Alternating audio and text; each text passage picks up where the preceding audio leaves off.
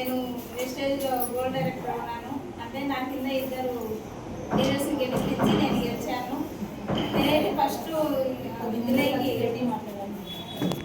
Health పరంగానే వచ్చిన. నాకైతే చాలా బాగాలేదు. అన్నీ మెట్లు ఎక్కలేను, దిగలేను, లేచి నడవలేను. పొద్దునైతే కాళ్ళు ఎప్పుడు పడిపోయేదనమాట, నడవలేను.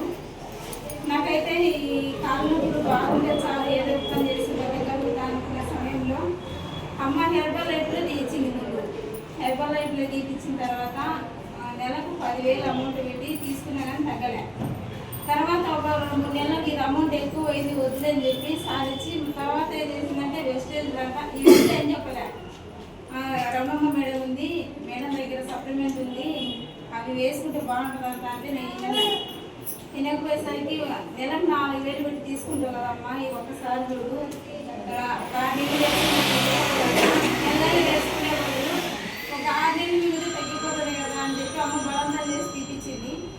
అది తీపించినప్పుడు అది వేసుకుంటే కానీ రిజల్ట్స్ రాలే. అమ్మ అన్న ఏందమ్మా ఇది తీసుకున్న తగ్గుతలేదు. అక్కకు నాకు పరిచయం లేదు, ఇంట్లో వచ్చిన నాకు రిజల్ట్స్ రాకపోయినా కానీ పొద్దున్నే జూమ్ అయితే 5:30కు రూపమేడం అయితే 11:00 వచ్చినప్పుడు మేడం ఇంకా పెరుగుతూ వచ్చింది.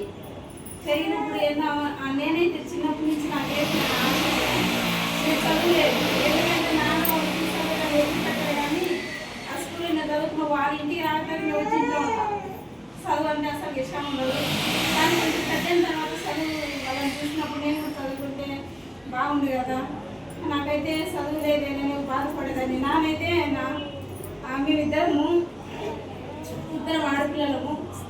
నానైతే చదివేయాలని బాగా పట్టుబడి ఉండేవాడు. నన్ను జాయిన్ చేయాలని హాస్టల్కి తీసుకొని వదిలిపెట్టేసి ఆయన రాడు ఇంటికి, నేనైతే వచ్చి ఇంట్లో ఉంటాను. నాకు అసలు ఇష్టం లేదు, కానీ నేను వాళ్ళ చేయాలి.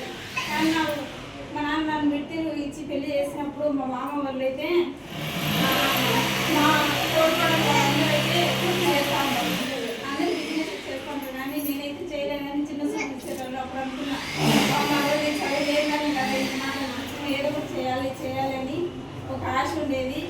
తర్వాత మేడం వచ్చేసి ఇంకా పెరుగుతా వచ్చినప్పుడు అప్పుడు అనుకున్నా నేను కూడా చేయాలి, ఇంట్లో చాలా ఉంది కదా, ఇంకా పెరుగుతా వచ్చి చదువు లేదు ఏం లేదు అయినా చేయొచ్చు అనేది ఒక నమ్మకంతో నేను స్టార్ట్ చేసి ఇప్పుడైతే నేను గోల్డ్ డైరెక్టర్ ఉన్నాను. చాలా ఆనందంగా ఉంది. రేపు నెల 10 తేదీ అమౌంట్ ఎంత వస్తుందని ఎదురు చూస్తూ ఉన్నాయన్నమాట.